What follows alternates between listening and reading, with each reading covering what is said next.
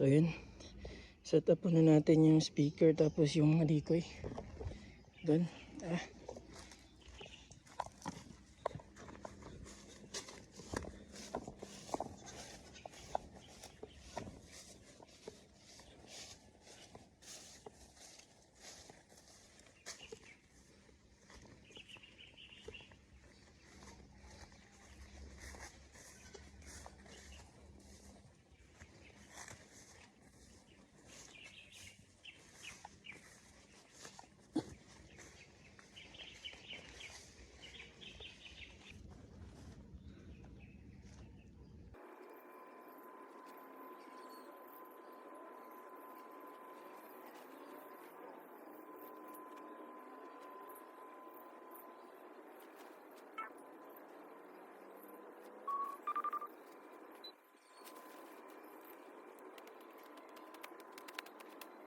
So yan, ito yung speaker.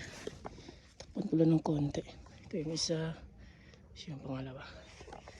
Okay, start tayo patunog. Set up ko yung rifle.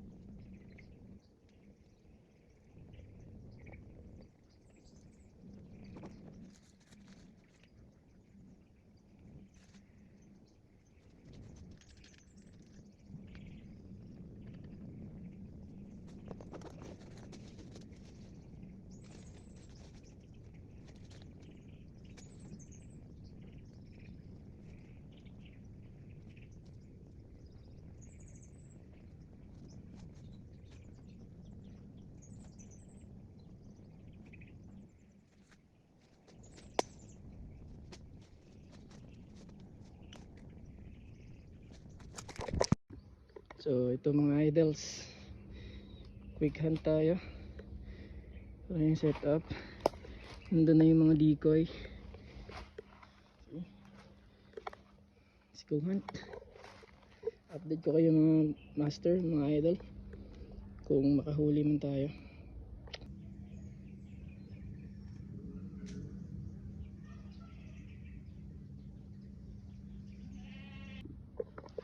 Ayan mga idol, so update. Ayan, napagbigyan tayo. So napakalaking barrel drill. Ayan. So napalapit natin siya dun sa decoy. So very good size na. Ito yung entry wound nya. Sobrang laki. Bigat to. Ayan, so may naririnig pa akong mga barrel drill. Patunog ulit tayo. Then baka pagbigyan ulit.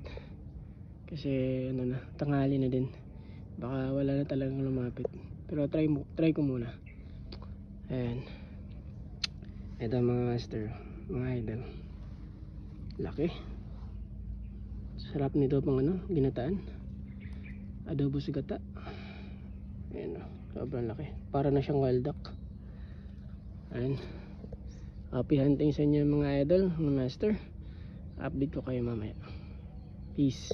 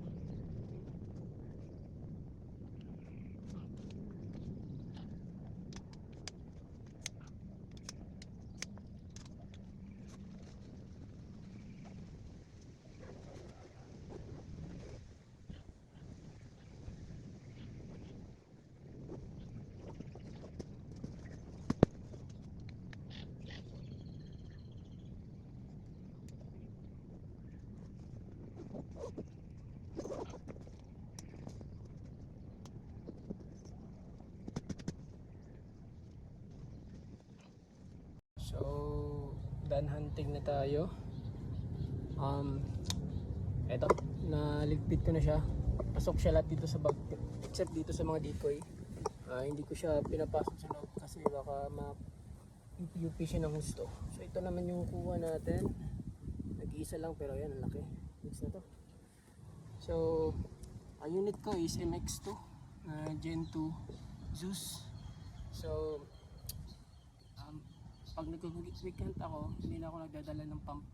Tripod na lang yung dala ko. Kasi yung pump kasi dagdag bigat lang eh. Yung Gen 2 naman na Zeus, sa current tune ko, which is 845 to 850 EPS. So nakaka 40 to 46 shots ako per fill.